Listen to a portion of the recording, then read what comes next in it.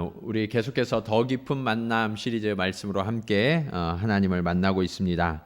오늘은 네 번째 내 이름을 부르실 때라는 제목으로 여러분들과 함께 은혜를 누리고자 합니다. 특별히 오늘은 외로움에 대해서 여러분들과 함께 이야기를 나눠보려고 해요.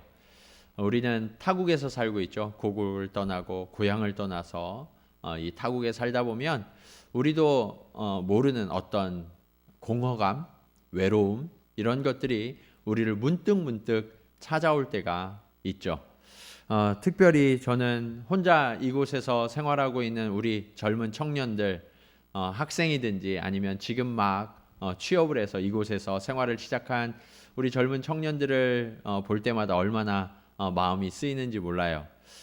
저도 20대 때 외국에서 잠시 생활해 본 적이 있는데 그때 정말 기쁘고 감사한 시간이었음에도 문득 특히 명절이나 또 생일이나 어떤 기념일이 되면 가족 생각이 유난히 많이 나고 외롭고 또 힘들었던 그런 시간들이 있었습니다. 오늘 본문에도 보면 이렇게 외로움의 시간, 두려움의 시간을 보냈던 한 인물이 등장합니다. 그 사람의 이름은 바로 사무엘이에요. 여러분, 이 사무엘은요, 게다가 아주 어린 아이였어요. 그런데 이 어린 아이였던 사무엘이 이 외로움, 두려움의 시간을 아주 멋지게 이겨내고 있습니다. 그는 어떻게 이 외로움과 두려움의 시간들을 잘 이겨낼 수 있었을까요? 사진 한 장을, 그림 한 장을 여러분들과 함께 보려고 합니다. 사무엘의 기도라는 제목의 그림이에요. 영국의 화가 레이놀즈가 1776년에 그린 작품입니다. 이 등장하는 인물이 너무 예쁘죠. 너무 예뻐서 저는 어렸을 때 이 그림을 볼 때마다 무슨 생각을 했었냐면 귀여운 여자아이인가 보다, 아니면 천사인가? 이렇게 생각을 했던 기억이 나요. 그런데 알고 보니까 이 소년의 어린 아이의 이름이 바로 사무엘이었더라고요. 한국 분들은 저 정도 나이보다 조금 많으신 분들은 이 그림이 더 기억에 나실 텐데 이렇게 달력에 보면 항상 뭐라고 써 있었냐면 오늘도 무사히 뭐 이렇게 써 있으면서 이것이 집집마다 있었던 기억이 나요. 믿는 분이든 믿지 않는 분이든 익숙한 그림이죠. 사무엘은요, 이렇게 홀로 있는 이 시간, 정말 두려움의 시간, 외로움의 시간을 하나님 앞에 기도하면서 그 하나님과 동행하는 시간을 통해서 잘 극복해 갔음을 보여주는 그림이라고 생각돼요. 이것은 오늘을 살아가는 저와 여러분에게도 동일하게 적용된다고 생각합니다. 우리의 외로움의 시간, 이 두려움의 시간, 우린 어떻게 극복할 수 있을까요? 첫 번째로, 우리를 찾아오시는 하나님은 결코 우리를 찾지 않으신다라는 사실을 우리는 기억해야 합니다. 여러분, 이 사무엘이 부모의 품을 떠나서 엘리 제사장의 집에서 길리우게 되었을 때 그때의 나이가 몇 살이었는지 아세요? 그의 나이는 겨우 4살이었습니다. 사무엘상 1장 22절 말씀을 함께 보시겠습니다. 오직 한나는 올라가지 아니하고 그의 남편에게 이르되 아이를 젖대거든 내가 그를 데리고 가서 여호와 앞에 뵙게 하고 거기에 영원히 있게 하리이다. 당시 유대인들의 전통에 의하면 몇 살까지 젖을 먹였냐면 3살까지 젖을 먹이고 젖을 뗐어요. 그래서 이 한나는요, 만 3살이 될 때까지 사무엘을 젖 먹이고 품에서 길리웁니다. 그리고 젖을 떼자마자 사무엘을 데리고 성전으로 올라가요. 그런 다음에 그 아들을 그곳에 맡기고 홀로 내려옵니다. 여러분, 그 어린 아들을 두고 돌아서는 엄마의 마음이 어땠을까요? 우리가 보통 가슴이 찢어지는 아픔이라고 이야기하죠. 너무나 큰 고통이 그녀의 마음을 지배했을 거예요. 왜냐하면 이 사무엘은 특별한 아들이었거든요. 한나는 결혼 생활 오랜 동안 자식이 없었어요.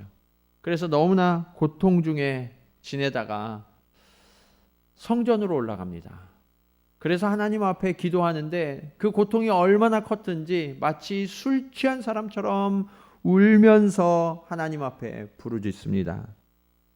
하나님께서 그의 기도를 들으시고 아들을 주셨는데 그의 이름이 바로 사무엘이죠. 이 사무엘이 한나에게 얼마나 큰 기쁨이요 위로가 되었을까요?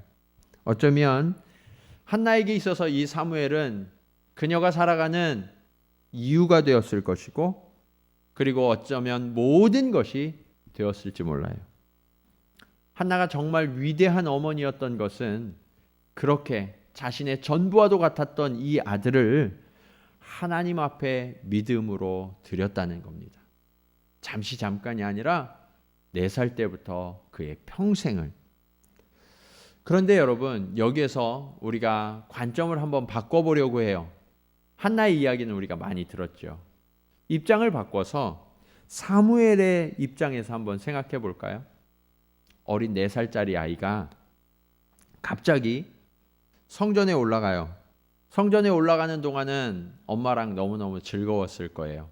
그리고 그곳에서 지내는 모든 것들이 신기하고 이 호기심 많은 어린 아이의 눈에 하나하나 들어왔겠죠.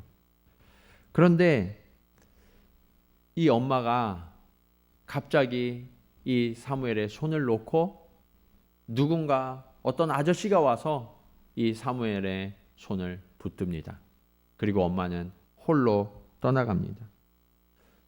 그 돌아서서 내려가는 엄마의 뒷모습을 바라보는 이 어린아이의 마음은 얼마나 두렵고 힘들었을까요? 어쩌면 그냥 내던져지고 버려지는 것 같은 아픔과 고통이 사무엘의 마음을 지배하지 않았을까요? 이 어린 사무엘이 무슨 사명이라든지 부르심이라든지 헌신이라든지 이런 것을 알기나 했을까요? 게다가요, 지금 사무엘의 손을 붙잡고 있는 이 엘리 제사장은 그렇게 훌륭한 제사장도 되지 못했어요. 영적으로 훌륭한 제사장도 못 됐을 뿐만 아니라 자신의 자식들도 제대로 돌보지 못하는 별로 좋은 아버지가 되지 못했다는 거죠. 왜냐하면 그의 아들들이 정말 엉망이었거든요. 그런 환경 속에서 매일매일 살아가야 하는 이 사무엘의 마음이 어땠을까요? 하루하루 눈 뜨는 것이 어쩌면 두렵고 외롭고 힘들었을지 몰라요. 여러분, 사랑의 반대말이 뭐라고 생각하세요? 대부분의 분들에게 질문을 하면 사랑의 반대말을 미움이라고 대답하시더라고요. 그런데 엄밀하게 말씀드리면 사랑의 반대말은 미움이 아니라 잊혀짐이에요. 그리고 외면받고 무시당하는 이러한 것들, 이것이 미움보다 더 큰 두려움과 공포가 된다는 것을 우리는 삶 속에서 경험하고 있죠. 어쩌면 오늘 함께 예배드리시는 분들 중에도 목사님, 사실은 저도요 사무엘처럼 잊혀진 존재 같아요. 제 마음에 텅 빈 한 구석이 있는데 이것이 메워지지 않아요. 사람들이 저를 무시해요. 외면해요. 그렇게 아파하는 분들이 계실지 모르겠어요. 특히 서두에 말씀드린 것처럼 혼자 이곳에 와서 젊은 나이에 공부하고 있는 우리 대학생들, 또 낯선 직장에 들어가서 이 외국어로 말해야 하는 우리 청년들, 코로나 때문에 교회도 오지 못하고 사람들도 잘 만나지 못하면서 점점 더 외로움의 시간이 길어져 가고 있는 우리 청년들을 볼 때마다 어쩌면 오늘 사무엘과 같겠구나 하는 마음이 들기도 해요. 혹시 그런 분이 계시다면 오늘 말씀에 조금 더 귀를 기울여 보세요. 오늘 본문의 사무엘은 그날도 여느 때처럼 하루를 지냈습니다. 그리고 밤이 되어서 외롭고 두려움 속에서 막 잠이 들려고 하는데 어둠 저편에서 또렷이 소리가 들리는 거예요. 그 소리에 귀를 기울여 보니까 사무엘아, 사무엘아, 그의 이름을 부르는 소리가 들렸습니다. 우리의 이름이 불려질 때 우리가 반드시 알아야 할 중요한 일이 있어요. 그게 무엇이냐? 오늘 말씀의 두 번째 교훈입니다. 우리는 우리를 부르시는 분을 알아볼 수 있어야 합니다. 사무엘 당시의 사람들은요, 하나님의 말씀과 이상이 희귀한 시대를 살았어요. 그러다 보니까 아주 오랫동안 하나님의 음성을 들은 기억이 없어요. 그래서 하나님이 부르실 때에도 응답하고 반응하는 법을 잊어버린 것 같아요. 7절 말씀에 보시면 이렇게 말씀하고 있습니다. 사무엘이 아직 여호와를 알지 못하고 여호와의 말씀도 아직 그에게 나타나지 아니한 때라.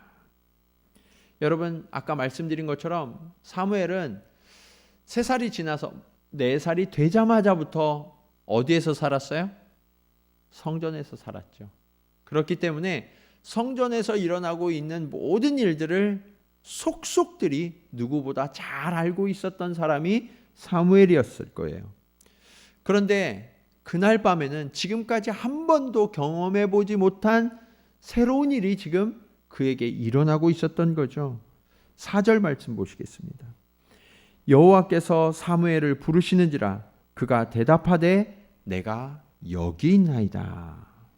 사무엘은요, 음성을 들었어요. 그래서 대답합니다. 내가 여기 있습니다. 그런데요, 지금 사무엘의 발걸음이 어디로 가나 보니까 엉뚱한 곳으로 가고 있어요. 5절 말씀 보실까요? 엘리에게로 달려가서 이르되 당신이 나를 부르셨기로 내가 여기 있나이다 하니 그가 이르되 나는 부르지 아니하였으니 다시 누우라 하는지라. 그가 가서 누웠더니. 사무엘은요, 당연히 자신을 부르는 그 소리가 영적인 아버지인 엘리의 제사장의 목소리인 줄 알았어요. 그래서 자다가 뻘떡 일어나서 달려가서 그에게 대답합니다. 저를 부르셨습니까? 그런데 그 엘리가 어떻게 대답하고 있어요? 아니라는 거예요. 갑자기 사무엘이 밤중에 찾아와서는 부르셨냐고 그렇게 묻는데 엘리는 아마 잠꼬대를 하는 게 아닐까 이렇게 생각했던 것 같아요. 그래서 내가 부르지 않았으니까 다시 가서 자라 라고 이야기를 하고 있죠. 그런데 여기에서 심각한 문제는요, 이 제사장인 엘리마저도 하나님의 음성을 듣는 것에 대해서 영적으로 무디어져서요, 이 일이 반복되고 있음에도 불구하고 하나님의 부르심이라는 것을 처음에 깨닫지 못했다는 거예요. 이처럼 당시의 신앙의 수준은요, 그냥 이성적이고 감각적이고 경험적인 수준에 머무르고 있었다라는 것을 잘 보여주고 있죠. 저는 지금 우리 한국 사회, 아니 우리가 살고 있는 이 일본의 한인 사회도 동일한 딜레마에 빠져 있다고 생각해요. 우리가 신앙생활을 하는 연수는 길어지고 교회는 많아지고 또 부흥하는 교회들도 있고 성장하는 것 같은데 정작 우리 개인의 믿음의 영역을 들여다보면 자라가지 않는 거예요. 우리의 신앙은요, 이성적인 부분, 경험적인 부분만 자랑할 뿐 영적인 깊이가 점점 오히려 얕아지고 있어요. 이런 불균형적인 신앙인들을 우리는 너무나 많이 양산해 왔고 이것이 지금 교회들로 하여금 지탄받는 이유가 되고 있죠. 사람들이 교회를 어떻게 생각할까요? 교회라는 이름에 어쩌면 우리의 문제가 있지 않을까라는 생각을 해봐요. 한자로 교회는 가르칠 교회, 모일 회자죠. 그러니까 사람들이 어떻게 생각하냐면 교회를요, 그냥 새로운 것을 가르쳐주면 그것을 배우는 학교 같은 곳. 그러니까 내가 어느 정도 알아, 나 배웠어, 그러면 그것을 삶으로 체득해 가고 살아내는 것이 아니라 그냥 아는 정도에서 그치는 거죠. 그러다 보니까 이 학자들은요, 초기에 이 기독교가 전해졌을 때 일본에서 한국에서 이 교회라는 이름을 이렇게 지은 것을 안타까워하는 학자들도 계시더라고요. 교회의 원어적인 의미를 보면 헬라어로 에클레시아라고 합니다. 이 에클레시아는요, 에크와 칼레오의 합성어예요. 에크는 밖으로예요. 칼레오는 부르다라는 의미거든요. 그러니까 이 에클레시아, 교회는요, 하나님의 부르심을 받아서 모인 세상과 구별된 거룩한 공동체, 이것이 바로 교회다라는 것을 우리는 반드시 기억해야 해요. 그러니까 하나님의 부르심을 받지 않은 사람들은 교회가 될 수 있어요, 없어요? 없어요. 하나님의 부르심을 반드시 받은 사람들만 교회가 될 수 있다는 거죠.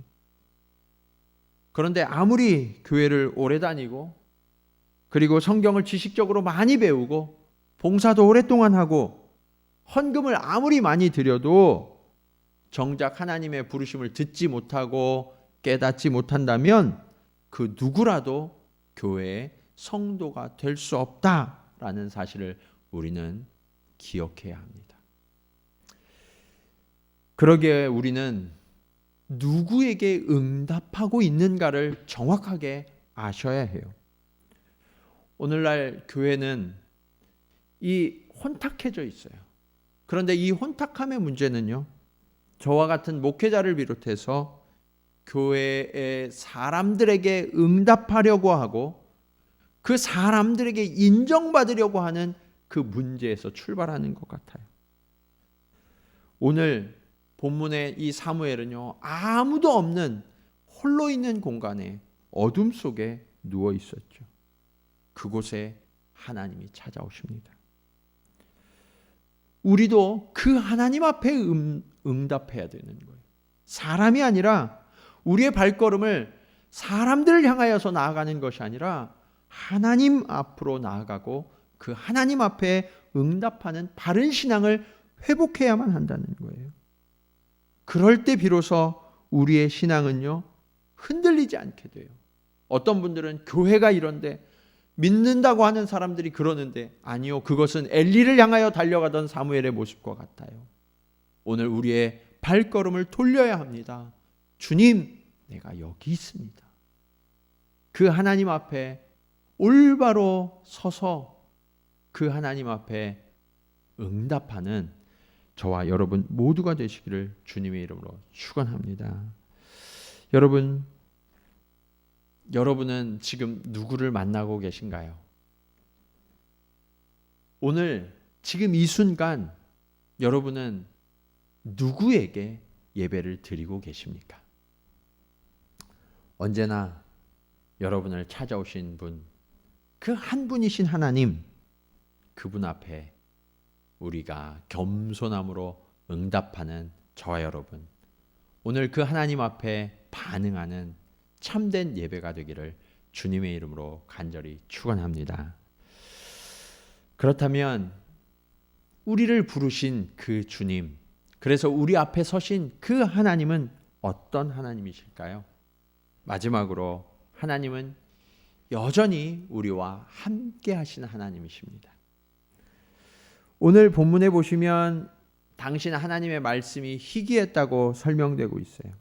하나님께서 일으키신 사사들의 시대였고 아론 이후로 계속해서 제사장들이 있었음에도 불구하고 하나님의 말씀이 희귀했다라는 사실은 너무나 마음이 아프면서도 두려운 일이에요. 1절 말씀을 한번 보실까요? 1절에 이렇게 쓰여 있죠. 아이 사무엘이 엘리 앞에서 여호와를 섬길 때에는 여호와의 말씀이 희귀하여 이상이 흔히 보이지 않았더라. 여러분, 어쩌면 지금 우리 시대의 교회들이 하나님 앞에 예배드리는 것조차 조심스럽고, 그리고 세상으로부터는 거센 반대와 비난을 받고 있는 이런 상황들이 오늘 본문의 상황과 크게 다르지 않다고 저는 생각해요. 지금 교회는 그 권위가 심각하게 도전받고 있습니다. 그런데 그 원인은요, 목회자들의 그 개인의 가치관과 생각들이 하나님의 말씀을 대체하고 있었기 때문이라고 저는 생각해요. 그래서 성도들이 하나님의 참된 말씀과 사람의 말을 혼란스럽게 받아들이는 그러한 시대를 우리가 살아가고 있는 거죠. 그런데 이것이 오늘날만 그랬느냐? 사무엘의 시대도 그랬다는 거예요. 사무엘상 2장 12절로 13절 말씀을 한번 보시겠습니다. 사무엘상 2장 12절, 13절, 14절까지 말씀 함께 볼게요. 자, 엘리의 아들들은 행실이 나빠 여호와를 알지 못하더라. 그 제사장들이 백성에게 행하는 관습은 이러하니 곧 어떤 사람이 제사를 드리고 그 고기를 삶을 때 제사장의 사환이 손에 새 갈고리를 가지고 와서 그것으로 냄비에나 솥에나 큰 솥에나 가마에 찔러 넣어 갈고리에 걸려 나오는 것은 제사장이 자기 것으로 가지되 실로에서 그곳에 온 모든 이스라엘 사람에게 이같이 할 뿐 아니라. 여러분, 하나님을 두려워하지 않던 이 엘리 제사장의 아들들은요, 행실이 좋지 못했어요. 그냥 행실이 좋지 못한 정도가 아니라 하나님 앞에 범죄하고 있었던 거예요. 그래서 하나님 앞에 드려진 제물들을 탐내고 하나님 앞에 드리기 전에 자신들이 먼저 갈고리를 꽂아서 더 좋은 것들을 취하고 있었던 거죠. 도둑질하고 있었던 거예요. 여러분, 지금 우리가 깨달아야 할 것은 세상 사람들이 교회를 바라보고 목회자와 성도들을 그 평가하는 내용들을 한번 들여다보면 이 엘리의 아들들을 바라보는 시선과 똑같아 보이는 것 같아요. 이것이 몇 사람만의 문제가 아니라 우리 모두의 문제라는 것, 그리고 우리 모두의 죄라는 것을 우리는 깨닫고 회개해야 합니다. 그렇다면 엘리의 아들들은 어떻게 그런 무서운 죄를 저지르게 되었고, 또 지금 이 시대의 교회와 교인들은 세상으로부터 책망받는 그러한 수준으로 내려가고 말았을까요? 저는 그것이 하나님의 말씀을 그 말씀 그대로 받지 못하고 하나님을 알지 못했기 때문이라고 생각해요. 오늘 성경에도 사람들이 하나님을 알지 못했다고 이야기하는 것처럼요. 그렇다면 우리는 정말 하나님을 알고 있습니까? 그리고 그 하나님을 매일 만나고 계십니까? 어떤 분들은 예전에 하나님을 만났던 간증에 사로잡혀서 10년, 20년, 30년을 계속해서 살아가는 분들이 계세요. 마치 남자들이 젊었을 때 군대 갔다 온 이야기를 끊이지 않고 하는 것처럼. 여러분, 지금 우리가 하나님을 만나야만 하지 않겠습니까? 그리고 그 하나님과의 관계가 시간이 갈수록 점점 더 깊어져야 하지 않을까요? 목회자로서 저의 모습과 또 여러분을 향한 저의 책임과 의무감을 생각하면 저는 훗날 하나님 앞에 설 것이 너무나 두렵고 떨리는 일이에요. 하나님을 만나는 예배를 드리는 사람들이 혹시라도 그 마음에 하나님께 대한 경외가 없을까 봐. 특히 요즘처럼 온라인으로 예배를 드리는 일에 익숙해지다 보면 어떤 때는 예배를 때우듯이 드리는 분들을 종종 만날 때가 있어요. 또는 어떤 행사를 그냥 치러내듯이 그렇게 예배를 드리고 계시진 않으세요? 혹시 지금 이 시간 아직도 침대에서 일어나지 않으시고 그냥 누우셔서 이렇게 스마트폰으로 예배 드리고 계시는 분은 없으신가요? 우리가 아는 사람만 만나도 얼굴을 단장하고 깨끗이 해서 좋은 모습으로 사람들을 만나는데 오늘 전능하시고 위대하신 그 하나님을 만나는 그 태도와 자세는 지금 어떤 모습입니까? 또 우리가 함께 예배를 드리고 나면 그 다음 시간은 가족들이 모여서 식사하시는 시간일 거예요. 그런데 그 축복의 자리, 격려의 자리에 함께 앉아서 먹는 동안에 우리가 다른 사람들을 탓하고 비난하고 판단하고 있지는 않습니까? 식사 기도는 매번 습관처럼 하지만 정작 그 자리에 함께 임재해 계시는 우리의 주인 되신 주님을 우리가 의식하면서 그 자리에 앉아 계시나요? 오늘 본문에는 우리가 가진 이렇게 하나님을 의식하지 못하는 그 문제의 이유에 대해서 정확하게 보여주고 계세요. 2절 말씀을 보실까요? 엘리의 눈이 점점 어두워가서 잘 보지 못하는 그때에 그가 자기 처소에 누웠고.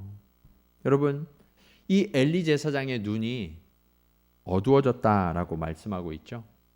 이것은요, 그냥 육체적인 눈이 어두워졌다는 뜻도 되지만 더 본질적인 뜻은 그의 영적인 시야가 점점 어두워져 가고 있었다라고 말씀하고 있는 거예요.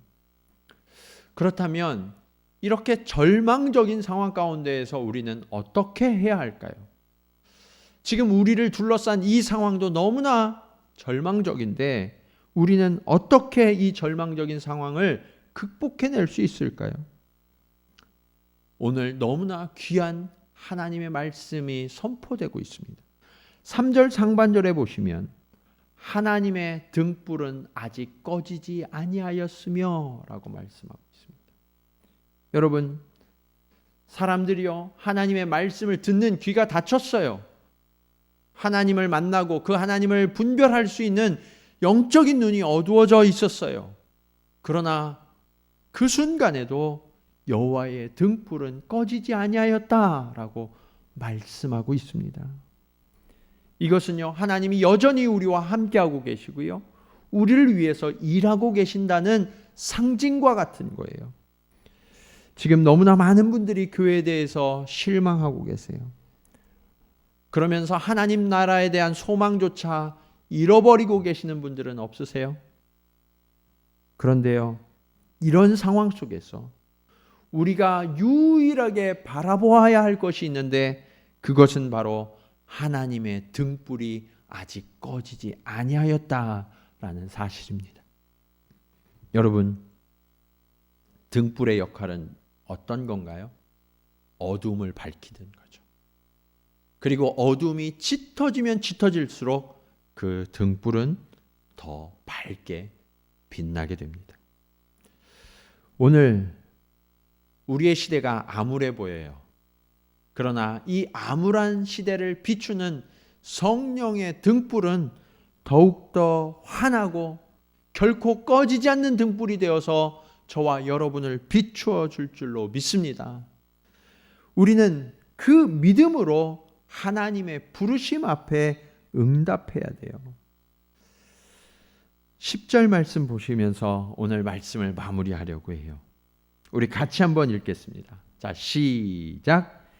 여호와께서 임하여 서서 전과 같이 사무엘아 사무엘아 부르시는지라 사무엘이 이르되 말씀하옵소서 주의 종이 듣겠나이다. 여러분, 이 사무엘의 이름에 여러분의 이름을 넣어서 한번 말씀을 다시 읽어보세요.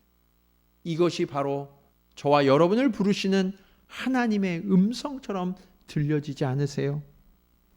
하나님은요, 오늘 이 시대를 밝힐 하나님의 사람을 부르고 계십니다.